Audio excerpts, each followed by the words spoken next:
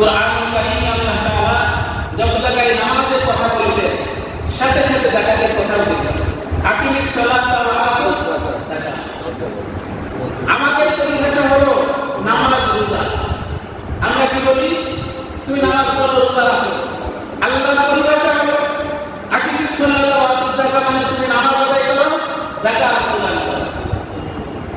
যত জায়গায় আছে নামাজের সাথে যাকাত আছে। আমাদের কথা নামাজের সাথে রোজা আছে। যাকাত আমরা প্রত্যেকে আর্থিক জরিমানা মনে করি। যে সমাজে যাকাত জরিমানা মনে করবে সেখান থেকে খায়ের বরকত আল্লাহ উঠাই দেবে। যাকাত এটা ইসলামের ৫টি রকমের ভিতরে ২ নম্বর রকমের নাম হলো যাকাত। ১ নম্বর ঈমান, ২ নম্বর নামাজ, ৩ নম্বর যাকাত, ৪ নম্বর রোজা, ৫ নম্বর হজ।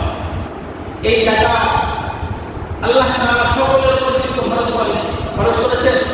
ধনী যে নিসাব পরিমাণ মালের মালিক, বর্তমান নিসাব আমাদের কুষ্টিয়ার জন্য ৮৫,০০০, সেটা কি আসলে টাকা থাক অথবা ব্যবসার কোনো থাক, ব্যাংকে টাকা থাক, ৮৫,০০০ সেটা বাড়তি হতে হবে।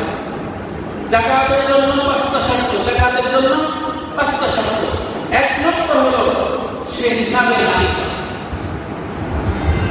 বিশ্বনবী মুহাম্মদ সাল্লাল্লাহু আলাইহি ওয়াসাল্লাম বলেন, ফাইদা কানাত লাকা মিআতা দিরহাম ওয়া হালা আলাইহি হাল ফাফিহা খামসু দারাহিম। যদি তোমার কাছে ২০০ দিরহাম, যেটা ৫.৫ রুপা, এই পরিমাণ টাকার মালিক তুমি হও, এটাই হলো নিসাব, রুপার নিসাব।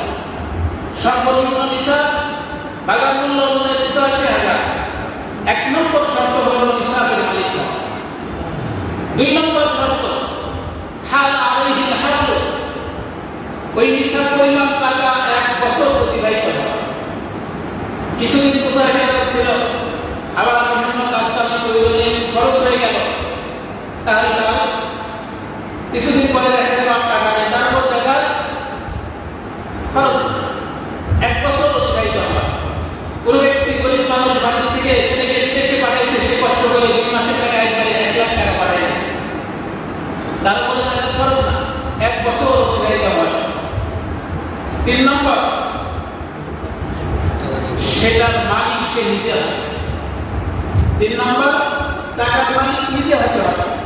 কেউ যদি আপনার কাছে ৫ লক্ষ টাকা আমানত পায়, আমি কি ৫ লক্ষ টাকা থেকে টাকা দেবো? কারণ ওইটার মালিক তো আমি, মালিক হতে হবে।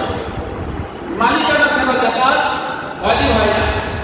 বর্তমান সময়ে বিভিন্ন কোম্পানি আছে, যে কোম্পানি এমন ভাবে চলছে ৪০-৮০ জন সদস্য প্রত্যেকে ৫০,০০০ টাকা দিয়ে ৪০ লক্ষ টাকা দিয়ে একটা কোম্পানি। তো কোম্পানি চলছে ৪০ লক্ষ টাকা দিয়ে, কোম্পানির পক্ষ থেকে দিয়ে ৪০ লক্ষ টাকা হলে ১ লক্ষ টাকা টাকা দিয়ে দেবে। কোম্পানি কি টাকার মালিক না কেউ ৮০ জন সদস্য টাকার মালিক? এই জন্য যাকাত হবে সদস্যদের উপরে, কোম্পানির উপরে কোনো যাকাত নেই। বোঝাতে পারলাম না মনে হয়? যাকাতের জন্য একটা শর্ত হলো মালের মালিক হতে হবে।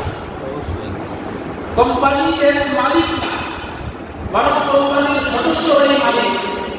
তো সদস্যরা ৫০,০০০ টাকার মালিক, তার সাথে যদি অন্য টাকা থাকে সব মিলাই ৮৫ প্লাস হয়, তার উপরে যাকাত হবে। কেউ একটা অংশের মালিক ৫০,০০০ টাকার মালিক, তার অন্য কোনো টাকা নাই, তার উপরে যাকাত খরচ। ৪ নম্বর শর্ত, সেটা বাড়তি হতে হবে। প্রয়োজনীয় ছাড়া বাড়তি। একজন সিএনজি চালক কষ্ট করে একটা সিএনজি কিনেছে, তার মূল্য কোনো টাকা নাই, ওই সিএনজির দাম বা মূল্য ধরে টাকা দেওয়া লাগবে না, এটা তার উপার্জনের মাধ্যম, ওই সিএনজির মালিককে টাকা দেওয়া লাগবে। যদি সে এমন করে টাকা বসায় বসায় ২ লাখ গরু কিনে রাখছে, কুরবানির সিজনে সে গরুটা বিক্রি করবে, যেদিনটা মূল্য হয়তো পার হয়ে যাবে, ১.৫ লাখ হবে ২টা গরুর দাম, তাহলে তাকে যাকাত দিতে হবে।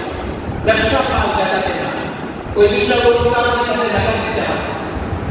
তো প্রয়োজনের বাড়তি হতে হবে।